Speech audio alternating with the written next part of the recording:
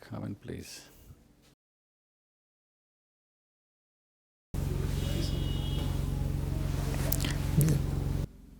Comfortable. Now introduce yourself. So my name is Malik Suhail Mushtaq. I'm 29 years old. I was born and brought up in village Khagun, Verinag, from where I completed my primary and secondary schooling. I enrolled myself in Bachelor of Dental Surgery from Government Dental College, Srinagar, and I completed my graduation in 2016. So I have an interest in watching science fiction movies. So this is my second attempt at Jammu and Kashmir Administrative Services. My second interview, sir. Thank you, sir.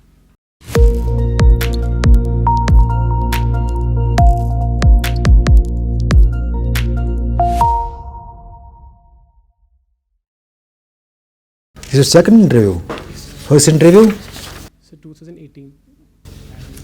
2018. Yes, sir. 2018 examination. You said you got yourself enrolled in BDS. Yes, sir. Bachelor. Is it because of you or because of selection? It's because of selection, of course. So, I apologize, sir. you are from very good Khagund. Is it Khargund or Khagund? Sir, Khagund, sir. Khagund. Kin Khargund? Kashmir is Khargund. Sir, from my little knowledge, it's Khagund, sir. Khagund? Yes. You must have visited Verinag. Huh?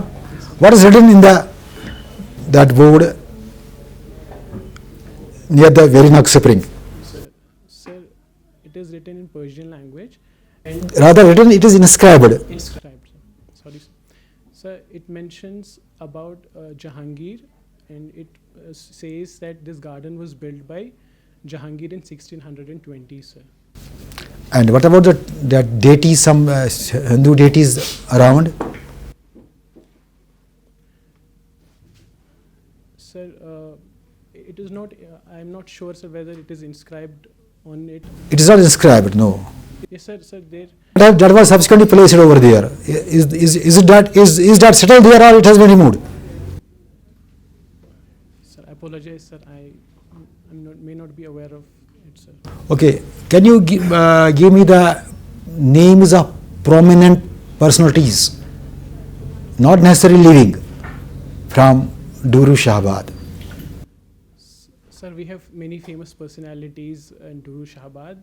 So, for example, we have poets, some famous poets, Rasool Mir, sir, and Muhammad Ghami is poet, sir. Muhammad or Mahmud? Mahmud Ghami, sir. Apologize, sir. So we have famous historians also. So one of the famous historian, Mullah Muhammad, sir, he is credited with translating Raja Tirangani into Persian for the first time, sir. Sir, besides, we have some social activists also. So Ghulam Muhammad Itu, Shri Ghulam Muhammad Itu Sahab, he was associated with land reforms of Jammu and Kashmir, sir. And you forgot there were. And sir, politicians also, sir, Shri Qasim Sahab from Duru Shahabad, sir. His brother Sayyid Hussain. Sir, I apologize, sir. Forgotten, or you don't know? Sir, I may have forgotten it at the moment, sir.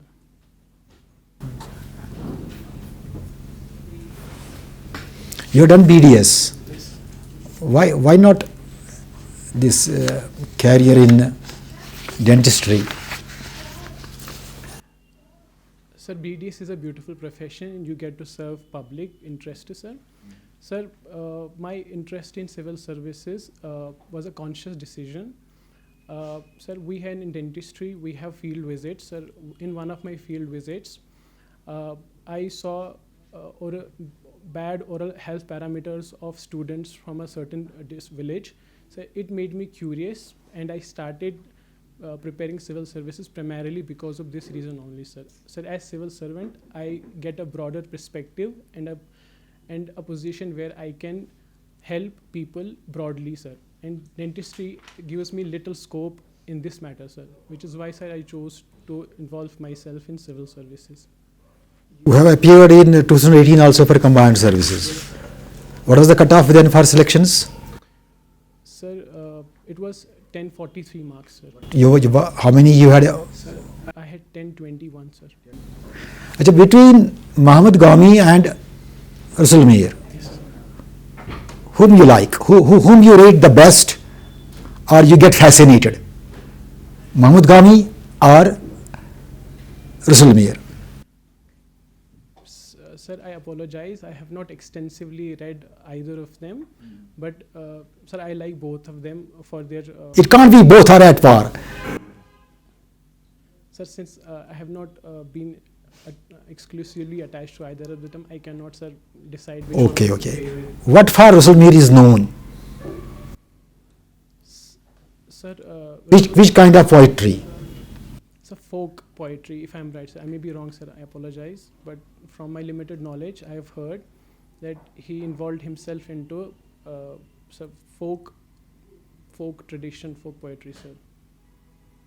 But I feel he was a romantic poet. Yes, sir. He is also called as John Keats of Kashmir because he is credited with the introduction of ghazal in Kashmir, sir. Then you should have said earlier this also, the same statement you should have made. Sir, I apologize. I forgot it at the moment. Acha beta, tell me, right now the controversy throughout the country is about the powers of governor with regard to appointment of vice chancellors. What is the background of this controversy? What is the origin? How it started? And who is on the right side? Governor or the respective state governments? Sir, the controversy started off recently in Kerala, sir, where when there was a dispute in regard to the Supreme Court ruling. Supreme Court mandated certain requirements for a vice president, vice chancellor of university. Some certain criteria were put, to which the Kerala governor came up with an order for certain vice chancellor who were appointed otherwise to step down. But the chief minister of the Kerala state did not like the intervention, and hence the controversy. What was the issue? That Fisheries University, what was the issue before the Supreme Court? What was the issue in that case? Sir, if I may remember it correctly, sir, it was related to the qualification requirements, sir. Qualification or single panel? And sir, the selection process also involving how one should be selected as a vice chancellor. So selection process too was in contention. Now governor is asking all the vice chancellors to step down because in their case also it was a search committee. Search committee has given only one name in respect of each university at that time. So on the basis of your understanding of law, UGC regulations and state university acts of Kerala government, who is on the right path? Kerala government or governor? Sir, I may not have gone through the statutes of Kerala statutes concerning the universities of the Kerala institutes. So therefore, I may not exactly, I may not be able to answer it pertaining to this perspective. But sir, I believe, sir, so I'm sorry, sir, I'm not able to. Can I get a moment, sir, to think about it? Recollect, don't worry.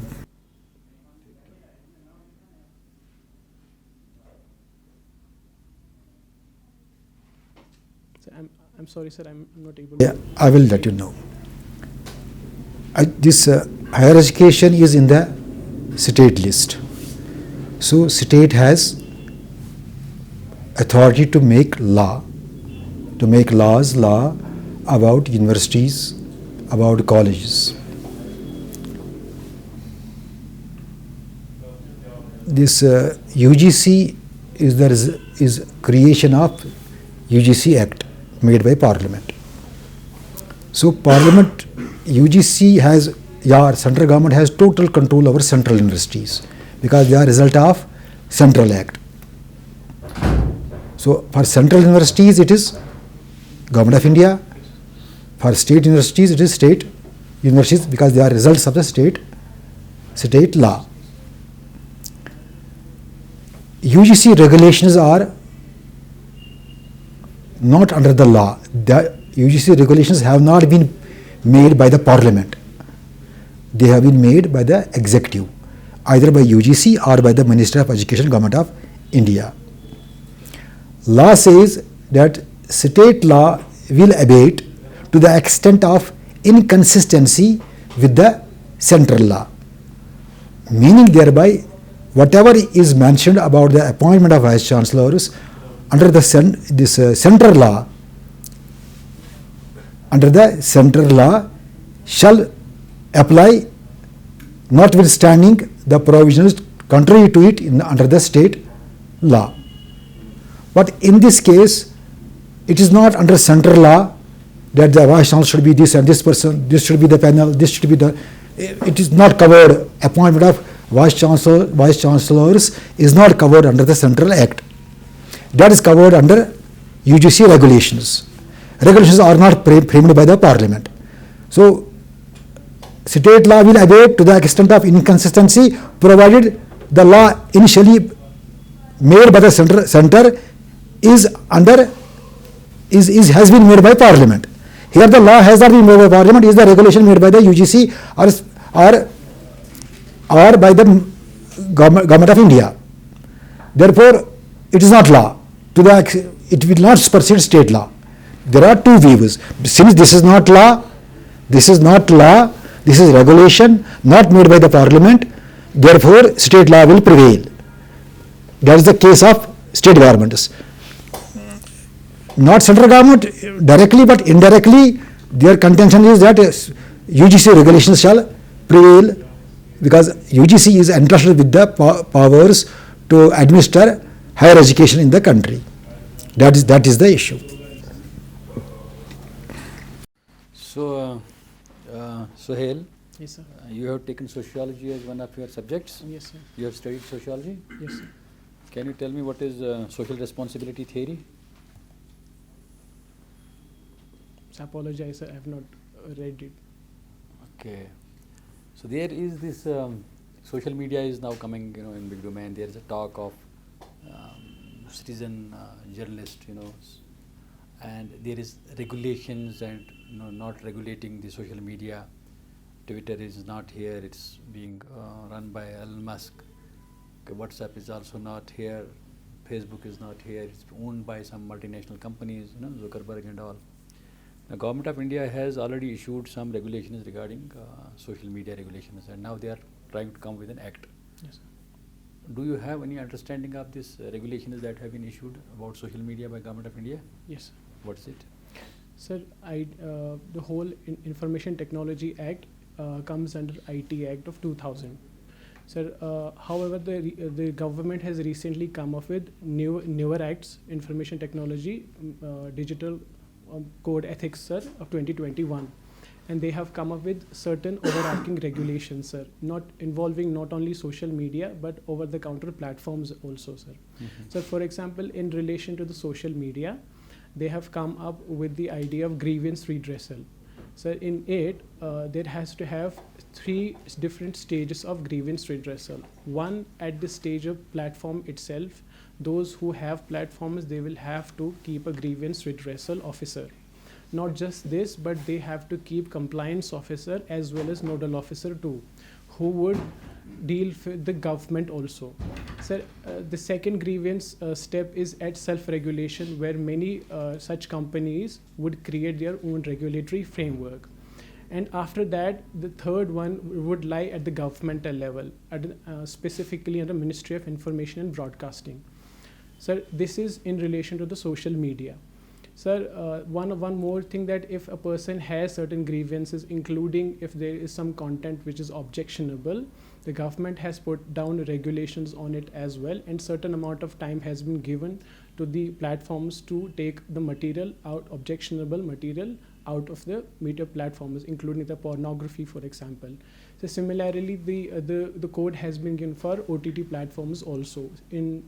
In certain situations, say certain OTT platforms had not been regulated so far. And what is OTT? So over-the-counter platforms, sir. Over there? Over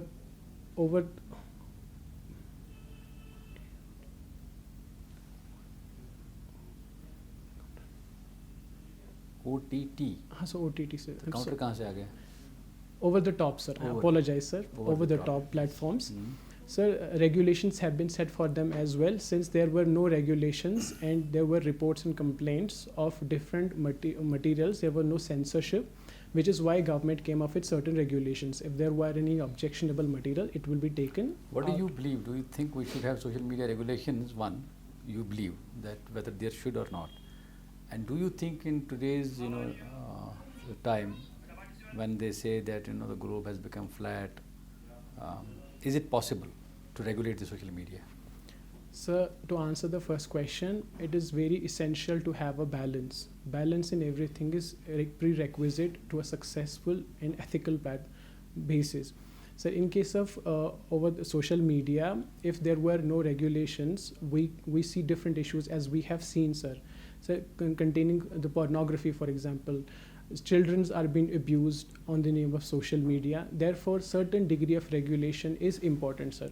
So having said that, it is also important to take care of freedom of expression. Since India is a democratic country, it is very essential for it to uphold the freedom of expression, sir.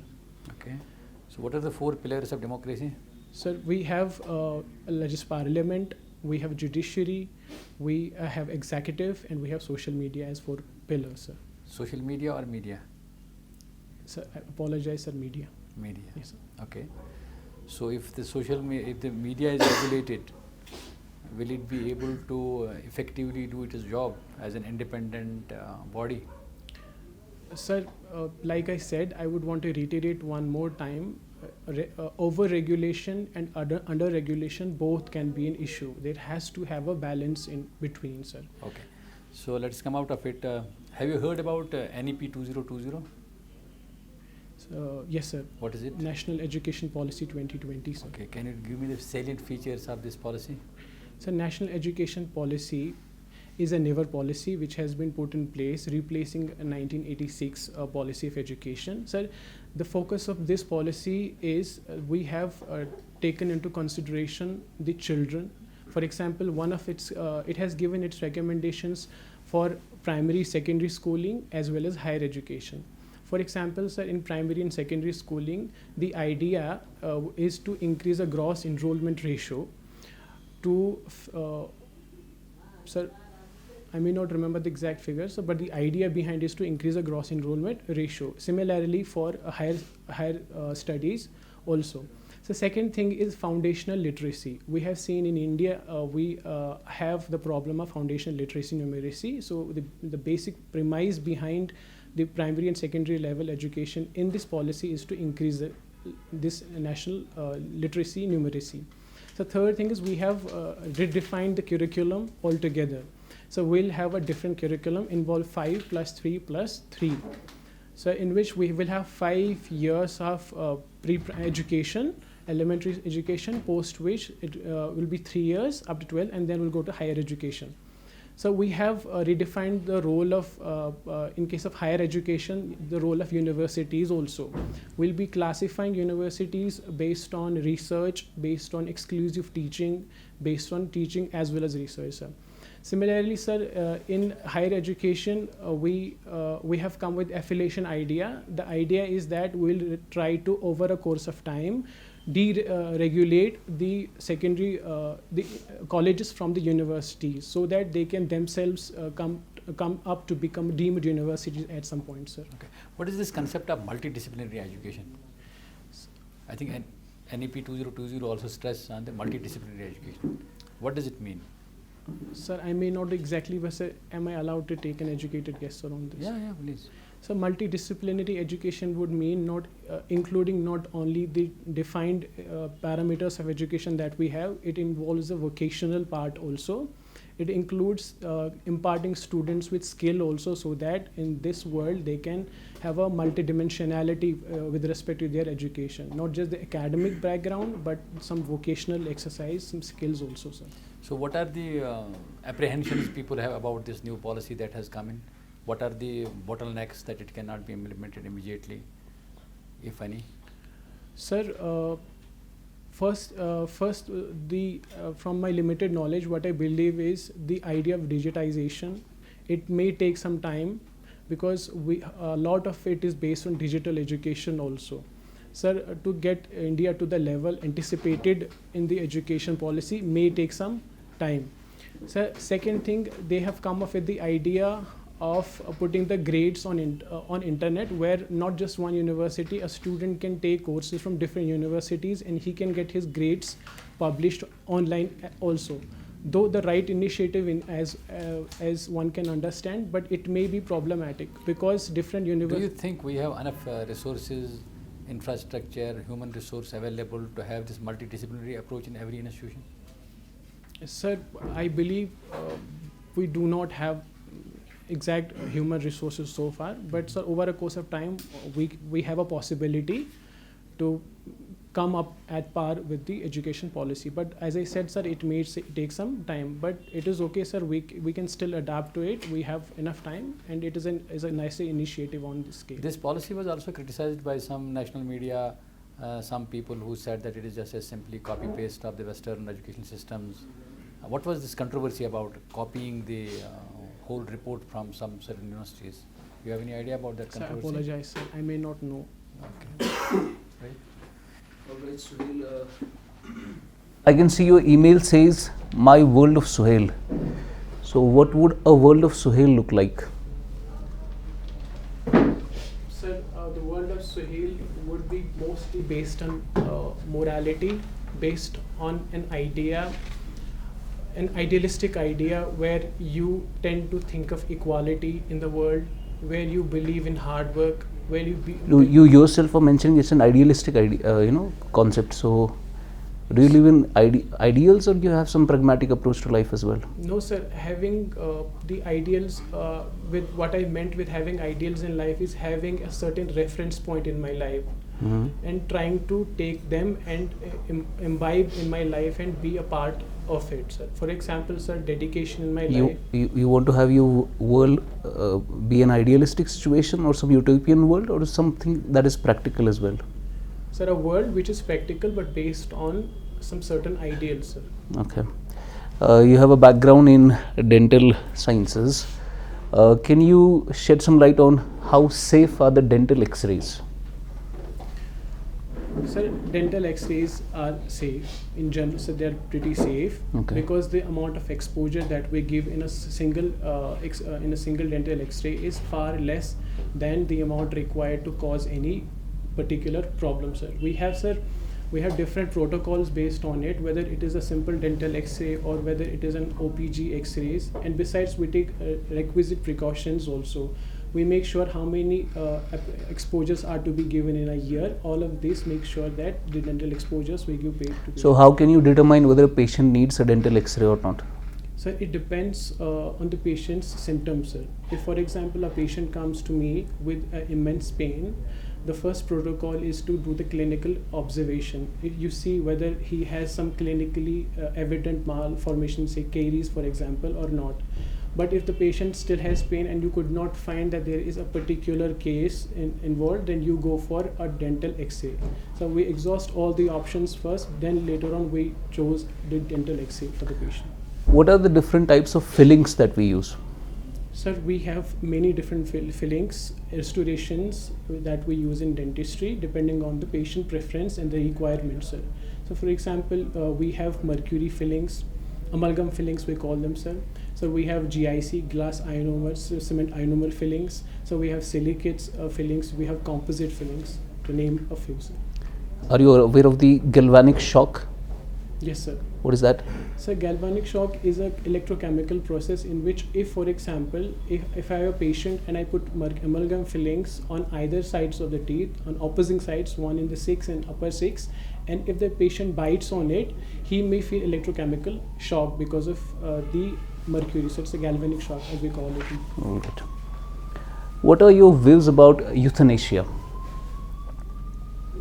Sir, euthanasia is a practice in which the patient involved gives a directive as and he is allowed to take death.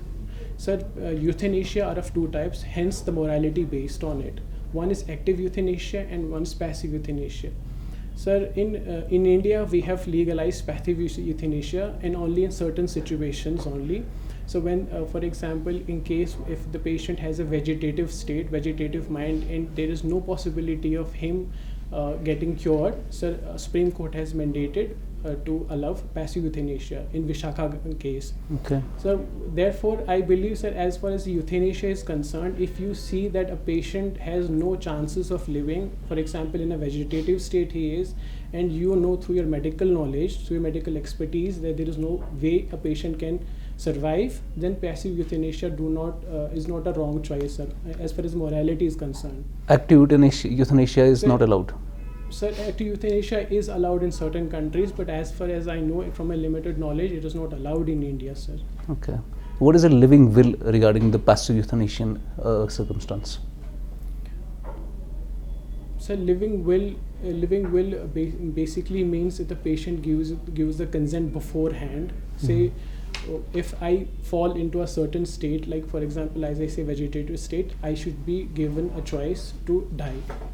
Okay, what do you know about Pradhan Mantri Jan Arogya Yojana?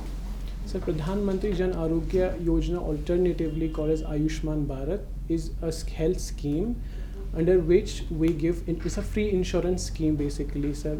It involves giving a family 5 lakh rupees treatment a year, irrespective of the number of familial persons involved, sir.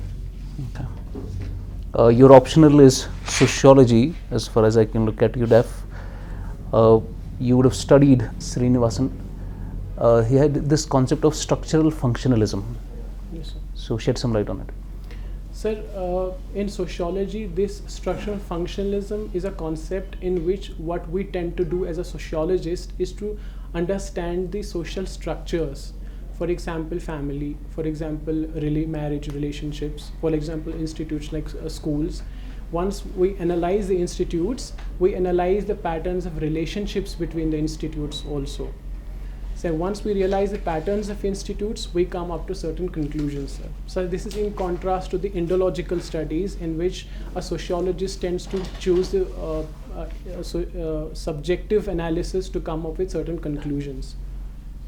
Do you believe that the caste system in India is somehow disintegrating? Sir, caste system in India in certain ways is disintegrating. However, in certain ways it is reinforcing itself. For example, sir, in rituals affairs involving the religious matters, I believe the importance of caste system is coming down, sir. But in secular lines, the importance is increasing. There were some certain sociologists who have actually confirmed it. For example, Harold Gold, Srinivasan, these people, sir, these sociologists have actually confirmed it that this, on secular lines it is increasing. Can you make a sociological analysis of Sabka Saath, Sabka Vikas? Sir, Sabka Saath, Sabka Vikas is a conception, is an idea of societal solidarity. Sir, the idea behind is, sir, I would like to answer it this way, that in our society today we see a lot of societal fissures happening, differentiations all along the grounds of religion, caste, on economic lines, on social lines. So the premise behind this Sabka Saath, Sabka Vikas was to bring up social solidarity, so that all the people together can focus on the positivities of our country and of our society and help our country evolve into a better democratic and social one. Without state intervention?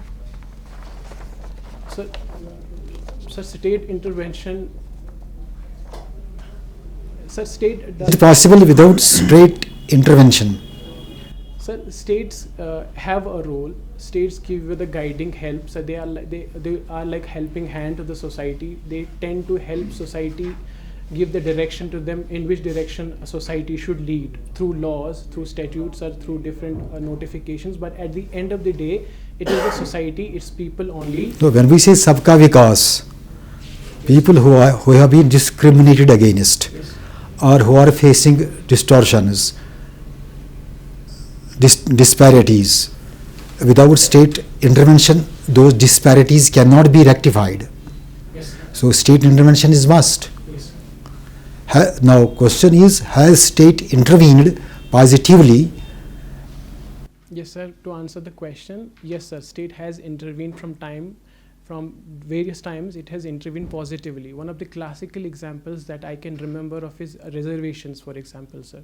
The concept of reservation is a positive intervention from the state, and not just the reservation part of it, but different social schemes that have come over time. They are there to help the disadvantaged, disprivileged people to cope up with their deprivation that they have.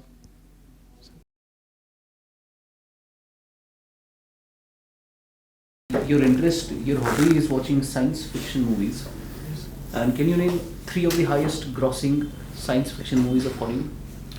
So Interstellar, Avatar, so Martian, sir. Martian. So in all of these 3 movies, there is this concept of finding a place to live. Why do we want to have a habitation somewhere else? Sir, as a human endeavor, this is of the human nature to explore. So one of the reasons why we have such movies, and one of the reasons why there are space explorations, is not only because we want to colonize some other planet, for that matter, but as a human endeavor to contribute to the science, to know what lies beyond our Earth. Sir, as far as the question goes as to why we should not focus on Earth, reviving it, sir, it is not that science is not doing its part to revive the cases of pollution or the problems that we have. We see in almost every country and every government is focusing on some certain such problematic aspects, say, sir, ocean pollution, so air pollution, different environmental conferences are there, including the recent one also that was recently held in Egypt also. So it would be wrong to say that if we do not focus on Earth concerning its pollution. But sir, outer space laws that govern the activities of the countries in outer space? Yes, sir. So we have Outer Space Treaty that was signed way back in 1960s only.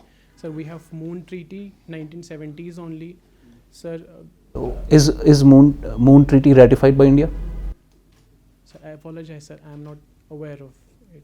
But I guess, sir, from my limited knowledge, I guess, sir, it may have signed a Moon Treaty, sir. India has signed it but has not ratified the Moon Treaty.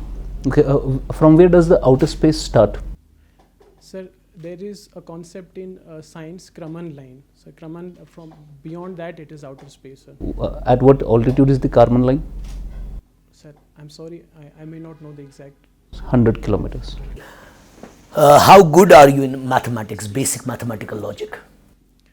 Sir, I have studied maths till my matriculation, post which I entered the science realm. So my mathematical skills would be, I'd say, average, sir, not. Okay, there are 2 people. One has 5 loaves of bread and one has 3 loaves of bread. एक के पास 5 रोटियां हैं, एक के पास 3 हैं. And then they are about to eat it, then one traveler comes. He says them, please share the bread with me. They divide every bread into 5 pieces, into 3 pieces, sorry. So now they have 24 pieces because 8 pieces they had in totality. 8 got divided, each piece got divided into 3 pieces. Now they have 24 pieces. Now they share 8 among all of them.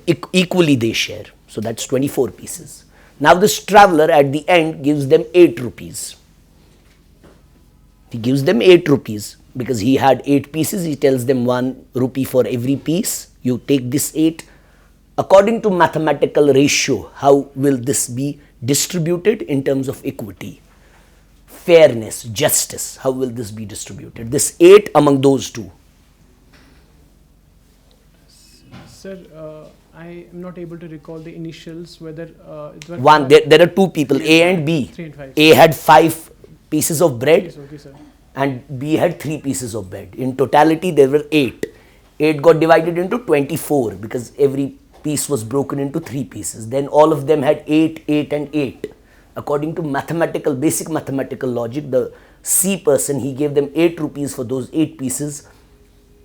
In terms of equity, fairness, justice, how will that 8 be distributed among A and B? Sir, the one with a maximum number of pieces, who had 5 contributed actually 15 pieces, and the one who had 3 breads contributed as many as 9 9 pieces. pieces. So, based on equity principle, I'm sorry, I may not know exact maths, I may not know the exact ratio of it, but based on equity, the one who has more bread should get the more contribution. Okay, fine.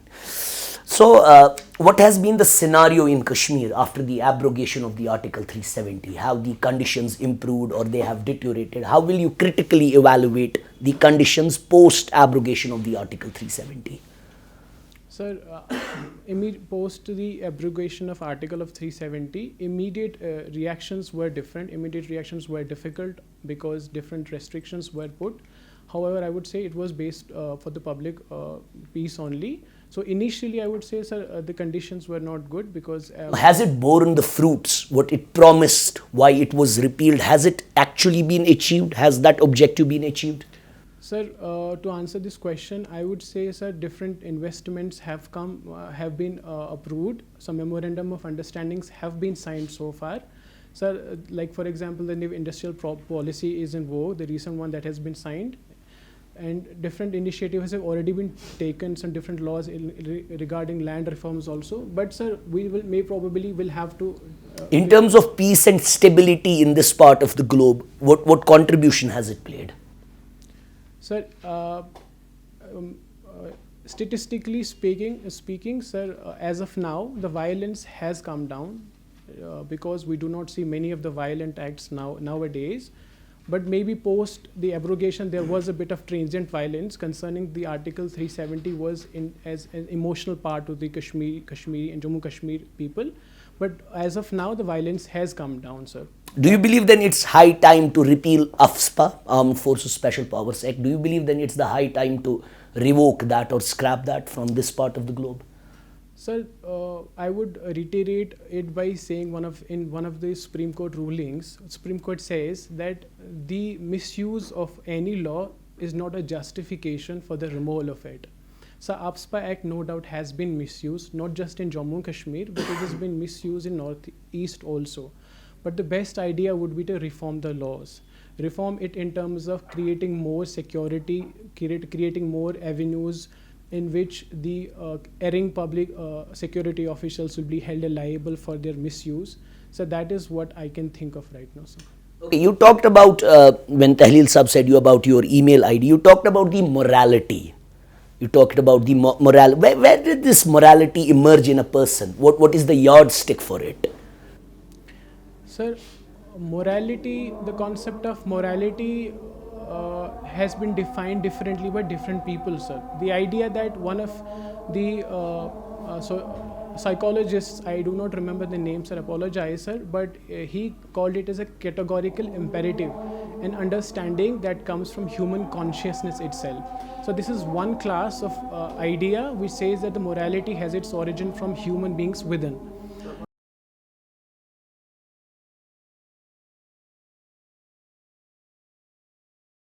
As I was saying, some class of people believe the morality principles lies within the individual in form of consciousness and categorical imperative. Yet others believe that the morality has its origin from the society in terms of different traditions, different customs, which decide the course of a society and put on certain restrictions and freedoms for an individual. However, sir, having to answer this question, I believe the morality at the end of the day has its roots from both the conscience as well as the society. That would be it, sir. Okay, my last question would be, how would you personally rate this? How would you personally react to this on the ban of the use of loudspeakers in mosques, in temples, or at religious places? Sir, as far as the idea of loudspeakers and these noises concerns, I believe, sir, there has to have regulations for that. The religion has its space in our country since we are democratic and everybody is entitled to the religious freedom, but the Constitution has put up some certain limits to it, some reasonable restrictions to it. We have to understand that using loudspeakers can put some people at disadvantage also. consider an example. If we have a loudspeaker going and because of some religious activity, and there is a family living nearby, and they have a patient who suffers migraine. So even if we were to harm a single individual, it would not be moral, and it would not be right according to the constitution itself, sir. For discovery till time. Today's discovery till time. But certain you during your interview you said misuse of AFSA. You believe it was misused? You believe in this allegation? Sir, there has been credible cases and there has been reports also. Possibly one can say Allegedly. allegations about misuse. Allegedly, sir. Yes, sir. Alleged. Word alleged is to be used. Yes, sir. You Apologize. I would be- possibly you can say allegations about misuse. That is all. You can't judge credible or incredible. I'll keep that in mind, sir. About casteless society,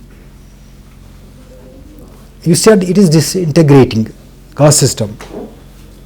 Yes, sir. On ritual lines, it is disintegrating on rituals. But crux of the matter is it is day by day hardening. People are taking postures, strong postures on the retention of castes because of the windfall they expect. Sir, I said on secular lines, sir. No? Let us say, Politics, for example, caste is integrated. let us say this Mandal Commission.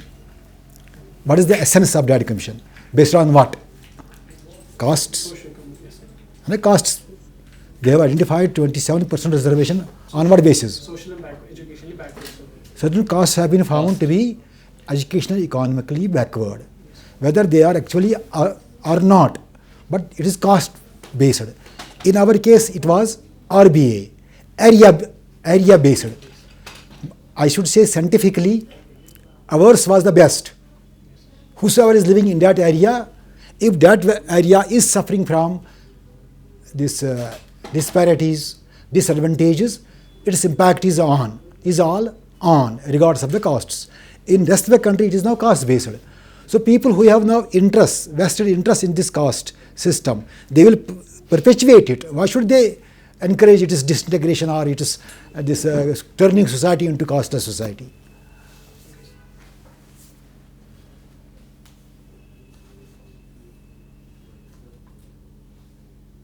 Okay, wish you good luck. So one more thing that And keep it up.